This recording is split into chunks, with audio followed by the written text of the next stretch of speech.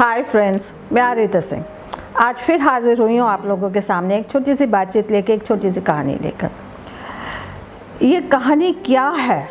ये कहानी है बच्चों की। पर इससे पहले मैं आपको फिर वही बात कहूँगी कि ज़िंदगी में कुछ करो तो ऐसा करो कि भीड़ में सिर्फ तुम ही अकेले नज़र, राइट। ये कहानी भी उससे कुछ मिलती जुलती है बच्चों की कहानी। हमने बचपन में हमारे नानी नाना सुनाया करते थे, मेरे डैडी भी सुनाया करते थे।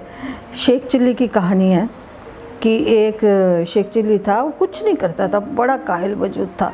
तो उसकी माँ ने ना उसको घर से निकाल दिया और उसको कहा कि जब तक तू कोई काम नहीं करेगा ना, मैं तेरे को घर पे नहीं घुसने दूंगी। क्योंकि वो चाहती थी, देखिए हर माँ चाहती है अपने बच्चे को कोई ना कोई काम करे, चाहे वो कितना ही बेवकूफ़ हो, अनपढ़ हो, कुछ भी हो, पर वो चाहती है कि वो आगे बढ़े, काम करे। तो ये जाके ना कुएं पे बैठ गया। एक कुएं पे ना एक और लड़का बैठा हुआ था। तो वो भुने हुए चने नहीं है, उसने पोटली खोली, थोड़ी देर में भुने हुए चने खाने लग गया। तो शेख चिल्ली ने उसको देखा, भूख तो शेख चिल्ली को भी लग रही थी। तो उसने उसको कहा मेरे को थोड़े से ना चने दे दे, मुझे बड़ी भूख लग रही है। तो उसने कहा भाई मेरे पास तो है ही थोड़े से। तो उसने कहा भाई कोई बात नहीं, मेरे को थोड़े से चने दे दे, तो मुझे बहुत भूख लग रही है। तो वो कहने लगा कि अच्छा। उसने क्या किया, उसको ना थोड़े से अपने पोटली में से थोड़े से चने उसको दे दिए। अब वो भी चने खाने लग गया।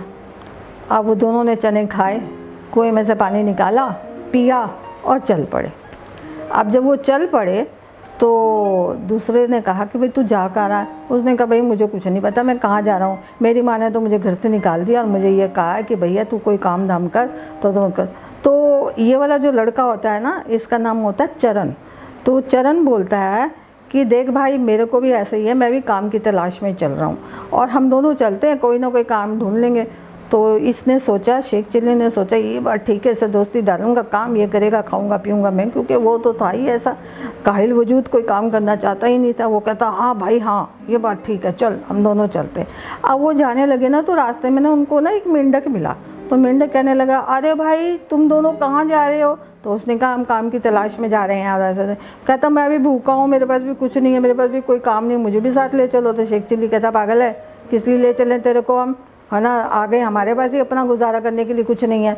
तो वो चरण कहता नहीं भाई ले चलते हैं इसको, कोई बात नहीं। वो मेंढक को उठा के अपनी जेब में डाल देता है, कहता चल चलें। अब थोड़ी दूर वो आगे चलते हैं, उनको ना एक पेड़ पे ना रस्सी टंगी हुई मिलती है।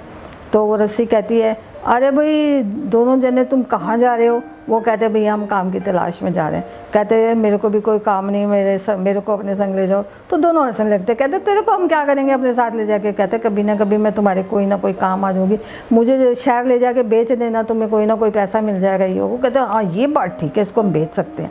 वो ले लेते हैं, उसको भी साथ में ले लेते हैं।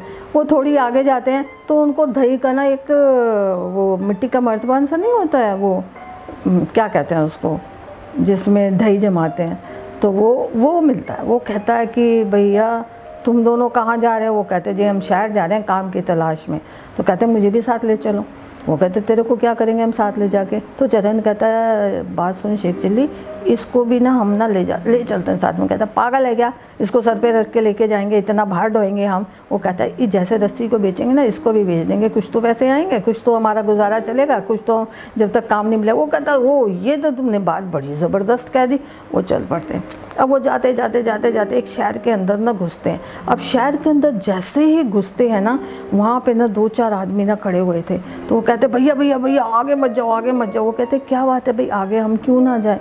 कहते आगे इसलिए नहीं जाओ क्योंकि हमारे ना यहाँ पे ना, हमने तो अपनी जान बचा के हम तो यहाँ से भाग रहे हैं और पूरा हमारा ये जो नगर है ये खाली हो रहा है और हमारे राजा भी बेचारे बहुत मजबूर हैं इस समय, क्योंकि यहाँ पे एक राक्षस है और राक्षस जो है वो हम लोगों की क्या करता है, हर एक बेटी से ना एक दिन शादी कर लेता है और उसको मार डालता है फिर बाद में।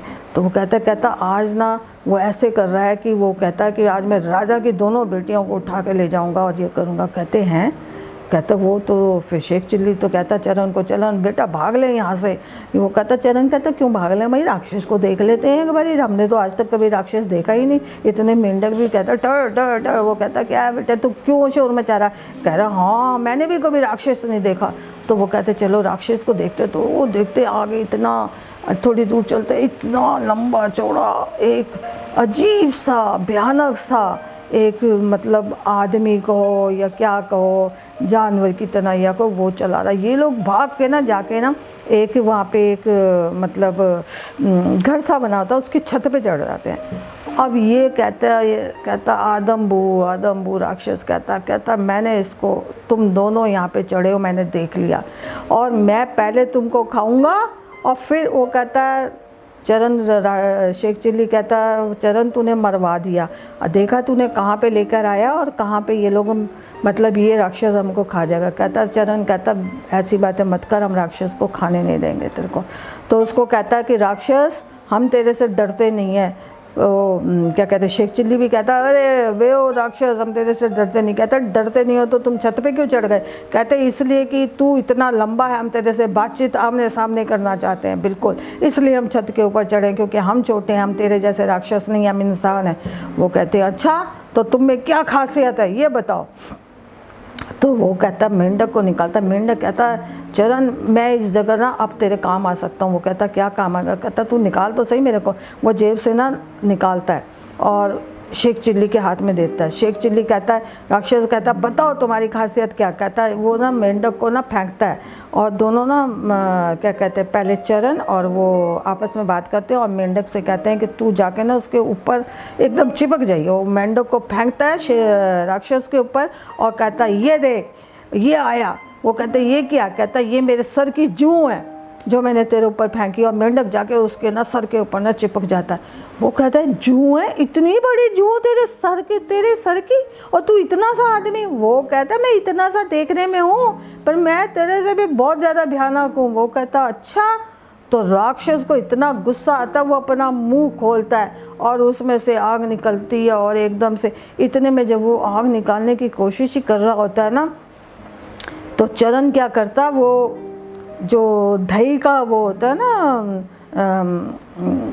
जो भी वो लेके गए थे थाल सा जो था मिट्टी का, वो कसूरा ये जो भी कहते हैं इतना बड़ा, वो उसके ऊपर ना दे मारता, जोर से फेंकता और उसके मुंह में जाके वो लग जाता और आग मुंह के अंदर चली जाती है। वो कहता है राक्षस तिल मिला जाता है। कहता है ये क्या है।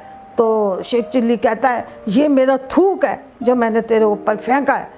कहता थूक है, ऐसा थूक जिसने मेरी आग जो मेरे मुंह से निकल रही थी जो मैं जलाना चाहती थी वो बंद कर दी। तो कहता देखा। चरण कहता कितना काम आया, देखा अकल की बात। तो वो कहता चरण तू तो बहुत ही अक्लमंद है। तो वो कहता अच्छा अब मैं तेरे को नहीं छोड़ूंगा।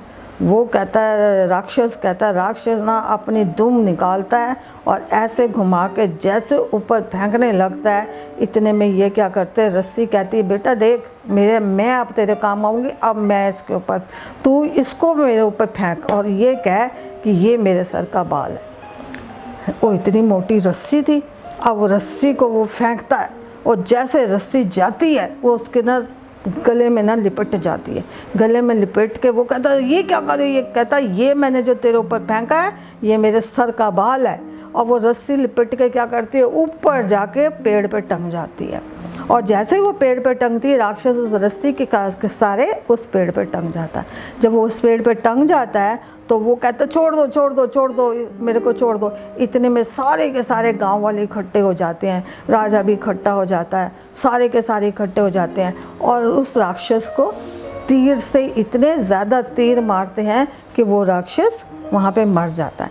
अब जब राजा ये देखता है कि ये कैसे मरा तो उसको पूरी कहानी वो जो 4 गांव वाले पीछे खड़े हुए थे और इनको रोक रहे थे वो उसको सुनाते हैं। तो राजा इतना खुश होता है कि इतने अक्लमंद लोग थे ये हैं। तो वो क्या करता है, अपनी दोनों बेटियों की शादी इन दोनों से कर देता है। तो कहाँ ये इतने निकम्मे और कहाँ इतने बड़े राजा की लड़कियों से शादी करके इतने बड़े राजकुमार बन जाते हैं। तो ये मैंने कहानी आप लोगों को सुनाई, बिल्कुल बच्चों वाली कहानी सुनाई है। बड़ा मज़ा आता था जब हम बचपन में ये सुनते थे। पर इसके अंदर क्या छुपी हुई है? अक्लमंदी। देखिए कभी कभी क्या होता है कि हमें छोटी सी चीज़ का इस्तेमाल करना आना चाहिए कि हम उसे इस्तेमाल कैसे करें और कब करें और किस पर करें और कहाँ करें, ये बहुत ज़रूरी है। इन चीज़ों के अगर बारे में हम सोच लेंगे ना तो हम कभी ज़िंदगी में ना नाकामयाब होंगे, ना फेल होंगे, ना रिजेक्ट होंगे।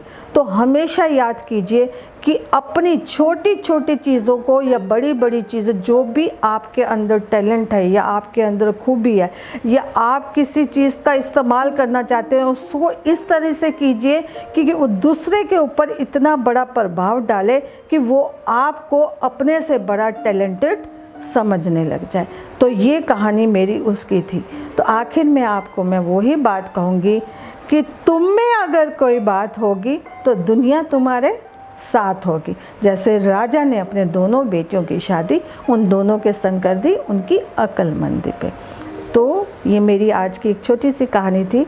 उम्मीद है कि थी बच्चों वाली कहानी, पर अगर इसमें सबक है तो बहुत बड़ा सबक है अगर आप इसको समझें तो अगर आप लोगों को ये पसंद आई है तो हमारे चैनल एमए एंटरटेनमेंट को लाइक कीजिए, सब्सक्राइब कीजिए और शेयर कीजिए।